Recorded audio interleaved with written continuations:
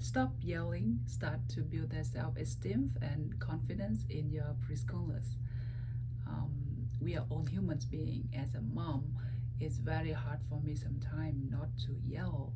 You're in the middle of a rush and your child couldn't stop crying, throw a tantrum in mealtime, or they keep fighting with their siblings. Regardless how many times you remind them calmly, and you start to yell, and then the guilt comes immediately. Why did I yell? Am I a bad parent? And the cycle keeps continue. Your child feel that they are not seen, they are not heard. You feel guilty of yelling at them, and the truth is, yelling doesn't really help your child. It hurts them. It hurts their self-esteem. They struggle to grow up in a yelling environment, and they cannot regulate their emotions. Poor communications, difficulty trusting parents, low self-esteem. These are very, very serious consequences that we are creating, right? And we don't want that. Instead of raising your voice, there are other ways that are creative tool that are approved by specialists in child behavior that we can start using today, because these are something that we need to be mindful about what we are teaching our child when it comes to showing anger, right? I'm a mom myself. I've been to you. I've seen. I've been in your shoes, and I feel that. And today I would like to share with you some of the techniques that I've been using for my kids, for my students, in the heat of the moment and also after the heat, right?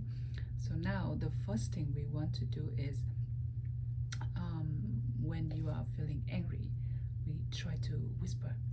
So say it's in a soft voice, and it's trigger their curiosity. The kids will stop crying, and they wanted to hear what you say. So whisper. This is something that it will work. The second tip is to use a funny voice.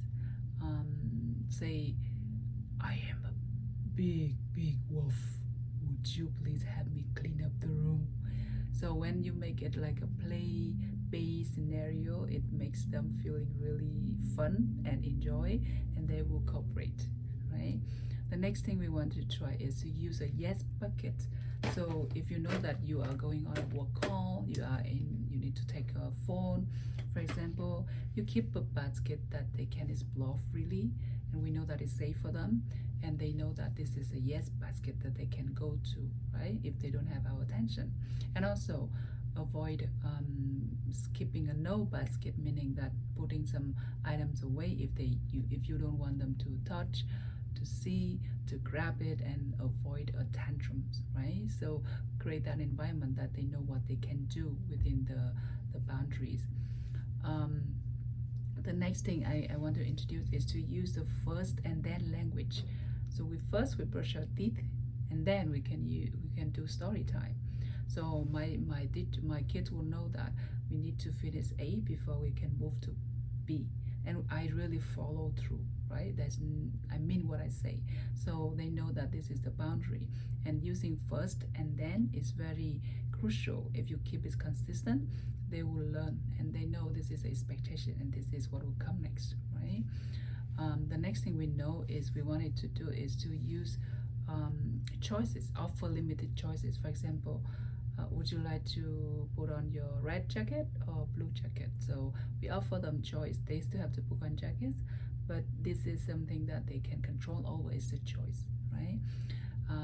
And then next is to use your touch, not the tone, meaning that we don't yell across the room, we don't call their names too loud when we didn't even reach our home yet. We need to get down to the eye levels, to kneeling down, touching their arms, touching their shoulder, talking in a nice voice.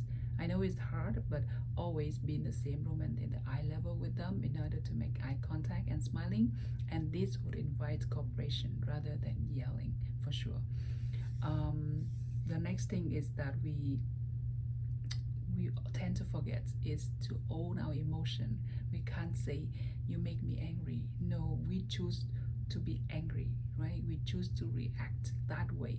So we have to own our feelings, and once we really know know that this is mama choice to be angry, we can't step back and take a pause, right? So either you know that you are start to lose your cool, step out into a different room, say I'm angry right now and I need to go somewhere and I'll come back very quick. You drink some water before you say something.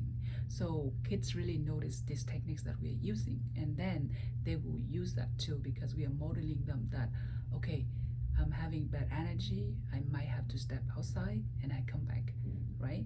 And we're teaching them how to regulate their emotions too. So this is important because we are modeling them and give them the tools. So those are the 8 quick techniques that we can use in the heat. Now, what about how we avoid that in the future? This is something that I do with my child too. First is rehearse.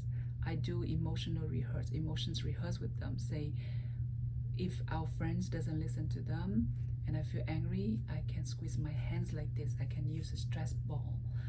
Or if I don't get that candies, I feel angry, this is what I do, right? So I try to have to rehearse emotions with them so that when without me, they can use the techniques. So that's what I call rehearse. Next is to repair. Now, things already been said, you already lost your temper, and it's okay to say sorry. It's okay to apologize and own it. Say, sorry, I lost my cool and it's not nice. Sorry, I yelled at you, it wasn't nice.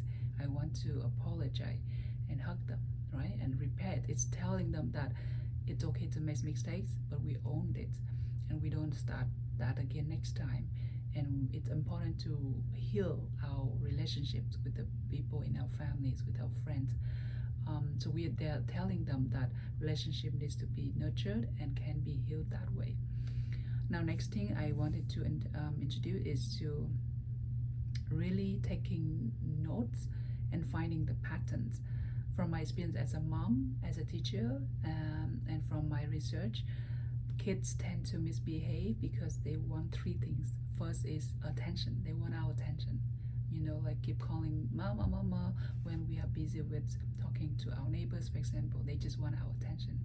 Second, they're seeking sensory, banging things together. They want to hear the sound it make, you know, like throw things on the floor because they want to see what would be the cause and effect, consequences.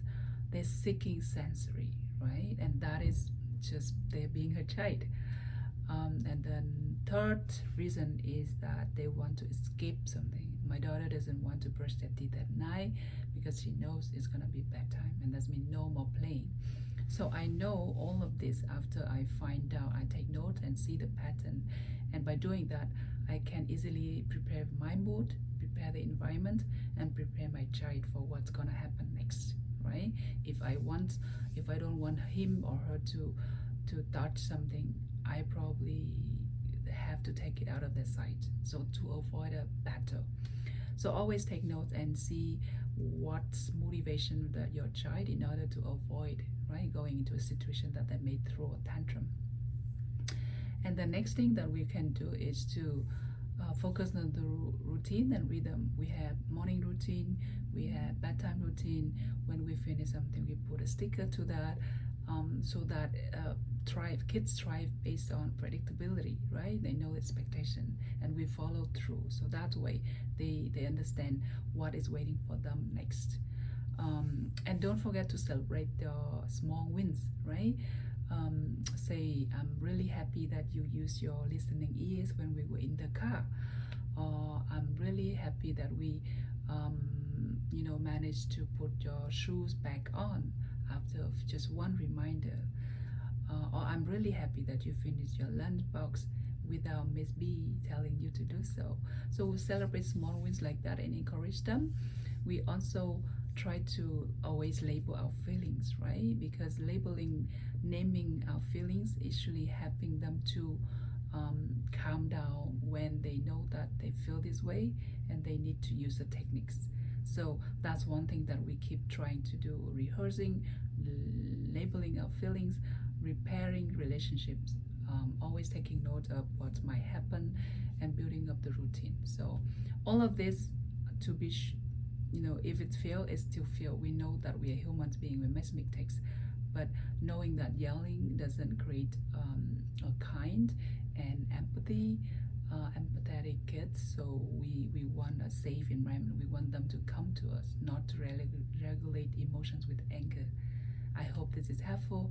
Follow us so that we can come to you with more practical techniques in order to become a better parent every day.